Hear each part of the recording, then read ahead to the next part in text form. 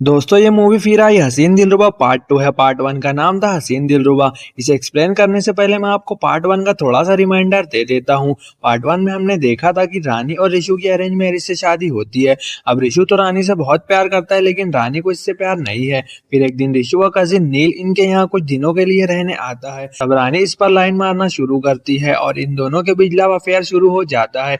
ये दोनों ऋषु के ना रहने पर एक दूसरे के साथ फिजिकल भी होते हैं। अब ये बात ऋषु को पता चलती है तो रानी इससे माफी मांगती है और कहती है बस एक बार माफ कर दो। अब ये तो इसे माफ कर देता है पर नील रानी को छोड़ना नहीं चाहता तो इस बात पर ऋषु और नील के बीच लड़ाई होती है। तभी रानी से नील का कत्ल हो जाता है। फिर ऋषु अपना हाथ काट कर घर जला देता है ताकि पुलिस को लगे ये मर चुका है। अब यहाँ से भागने के बाद ये और रानी आगरा आकर छुप गए हैं और इसकी आगे की कहानी हम आज के इस वीडियो में जानेंगे। मूवी शुरू होती ही हमें दिखाया जाता है कि रानी भागते हुए पुलिस स्टेशन आई है और कह रही है मुझे बचा लो, मेरा पति मुझे जान से मार देगा। फिर इस सीन के बाद हमें 2 महीने पहले का सीन दिखाया जाता है जहां टीवी पर बताया जा रहा है कि बाढ़ के पानी में बहकर बहुत सारे मगरमच्छ आगरा नदी में आ गए हैं। इसके बाद हम अभिमन्यु नाम के कंपाउंडर को देखते हैं जो यहाँ इस आंटी को इंसुलिन का इंजेक्शन लगाने आया है और तभी इसकी नजर रानी पर पड़ती है जो इस आंटी के यहाँ किराए पर रह रही है। अभिमन्यु इसे देखता ही रह जाता है। फिर रानी के जाने के बाद वो देखता है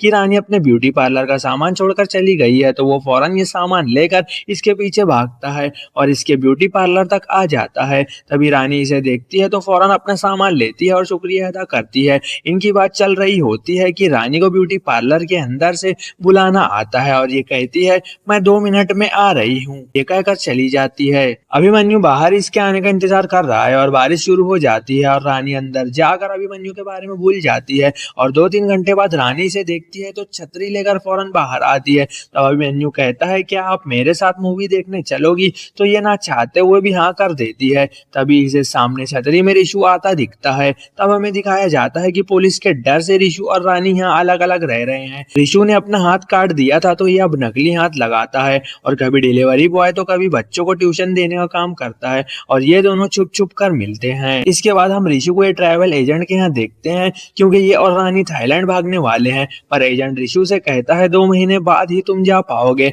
और ऋषु इसे हाँ कर देता है। अब ऋषु जहाँ रहता है यहाँ की मालकिन पूनम है जो एक पांव से लंगड़ी है और ये ऋषु को पसंद करती है और इसे अपने साथ सोने को कहती रहती है पर ऋषु बार बार इसे कोई ना कोई बहाना से टालता रहता है। यहाँ से निकलने के बाद ऋषु और रानी इस पार्क में मिलते हैं। तब ऋषु रानी से कहता है मैंने एजेंट से बात कर ली, बस 2 महीने में हम थाईलैंड में होंगे। ये सुनकर रानी बहुत खुश होती है और कहती है आज रात घर पर कोई नहीं होगा तो तुम रात में आ जाओ। ये कहकर चली जाती है और आज वही दिन है जिस दिन रानी ने अभिमन्यु के साथ मूवी जाने की भी बात करी है। तो अभिमन्यु अच्छी तरह तैयार होकर थिएटर के सारे टिकट खरीद लेता है ताकि अंदर वो और रानी ही रहे। लेकिन बहुत देर तक रुकने के बाद भी रानी नहीं आती क्योंकि रानी और ऋषु इधर रोमांस कर रहे होते हैं और ऐसा मौका इन्हें बार बार नहीं मिलता। इंतजार करने के बाद अभिमन्यु घर आता है और इसे देखने के बाद रानी को याद आता है कि इसने इससे मूवी पर जाने की बात की थी।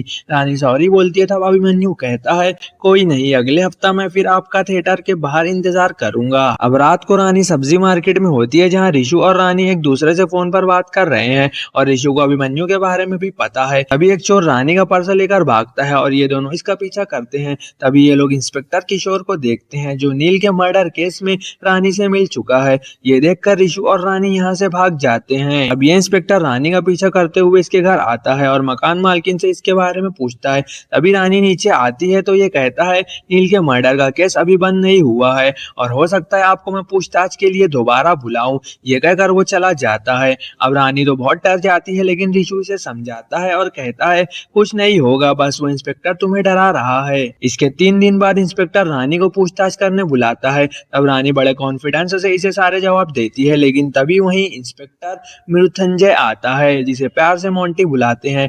ये रानी को बताता है कि ऋषु और नील एक दूसरे के कजिन थे और ये इनका चाचा है, इनफैक्ट नील का सगा चाचा है और अब ये केस वो हैंडल कर रहा है।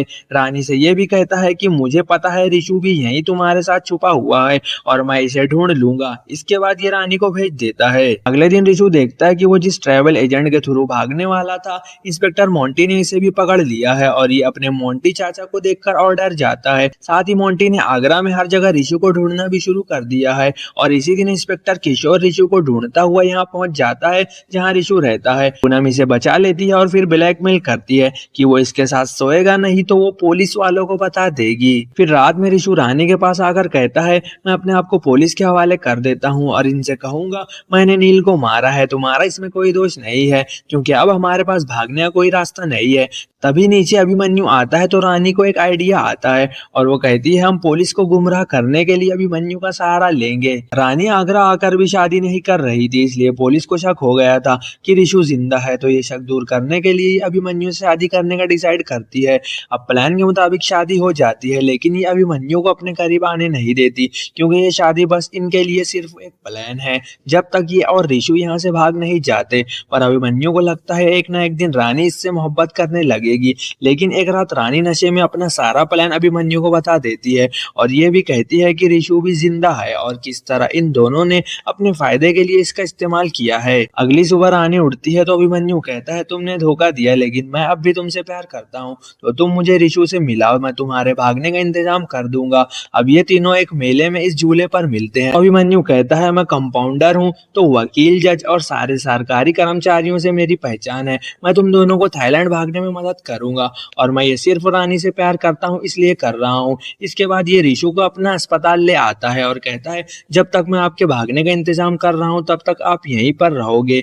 ये कहकर वो घर आता है तो रानी रिशु के लिए टिफिन देती है। तब अभिमन्यु कहता है, आज आखिरी बार मेरे साथ बाहर घूमने चलोगी? तो रानी हाँ कर देती है। अब टिफिन लेकर ये रिशु के पास आता है और जाने लगता है तो जमीन पर मिट्टी दिखती है। तब ये समझ में आता है कि रिशु के पास कुछ देर पहले वो लड़का लल्लन आया था जिससे अभिमन्यु ने कुछ साल पहले सांप मंगवाया था और अपने चाचा की फैमिली को मार दिया था। और रिशु को पता चल गया है कि अभिमन्यु एक साइको है और रानी ने धोखा दिया, इसलिए अभिमन्यु इसे मारने वाला है।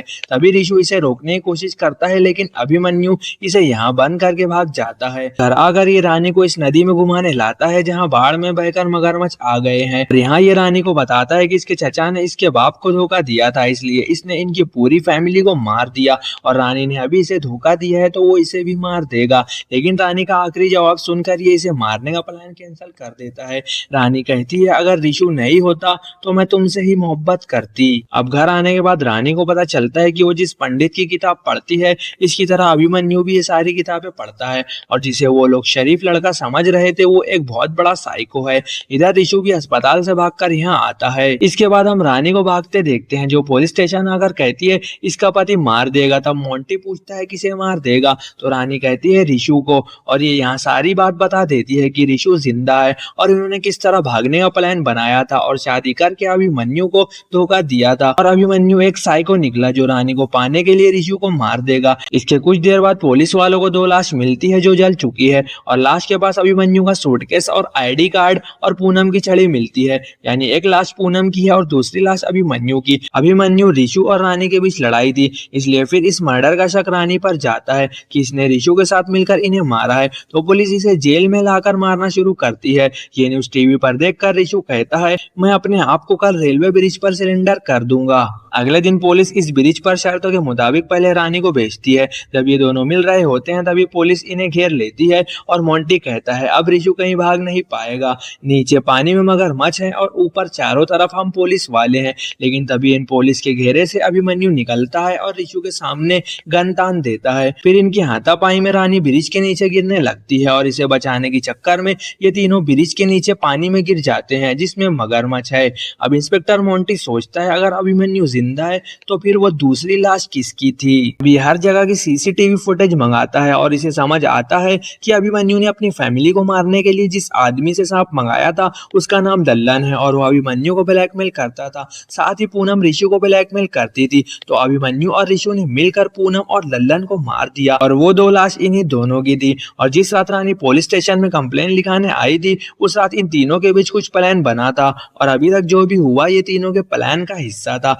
लेकिन अभी भी इसे ये बात समझ नहीं आ रही थी कि वो पानी में क्यों कूदे। इसके बाद हमें 6 महीने बाद का सीन दिखाया जाता है। उस रात सिर्फ अभिमन्यु और रानी बच गए थे, रिशु को मगरमच्छ ने खा लिया था और अब ये दोनों एक दूसरे के साथ रहते हैं, लेकिन रानी अभी भी खुश नहीं है। फिर एक दिन रानी अपनी स्कूल में एक बच्चे की नोटबुक चेक कर रही होती है तो इसमें कुछ लिखा होता है जिसे पढ़कर वो मोंटी और अभिमन्यु को आज शाम तोता मैना हिल स्टेशन पर आने को कहती है। चिट्ठी के साथ इंस्पेक्टर मोंटी को ये किताब भी भेजती है जिसमें उसमें लिखा होता है कि इन्होंने ये सारा खेल कैसे खेला। उस दिन रात में तीनों ने प्लान बनाया कि अगर हम जिंदा रहे तो हम तीनों को जेल होगी। अभिमन्यु को अपनी फैमिली को मारने के जुर्मों में, ऋषु को नील के जुर्मों में और इन दोनों की वजह से रानी को भी जेल हो जाएगी। इसलिए क्यों ना हम तीनों पुलिस की नजर में मर जाएं। इसके बाद ये तीनों जिस ब्रिज से कूदने वाले हैं इससे 2-3 किलोमीटर दूर तक 3 दिनों तक मगरमच्छ को मांस डालते हैं ताकि वो ब्रिज से दूर चला जाए। और प्लान के मुताबिक उस दिन वो ब्रिज से कूद गए थे। ये पढ़कर मोंटी बहुत हैरान होता है। इधर शाम में अभिमन्यु रानी की बुलाई गई जगह पर आता है। तब रानी कहती है,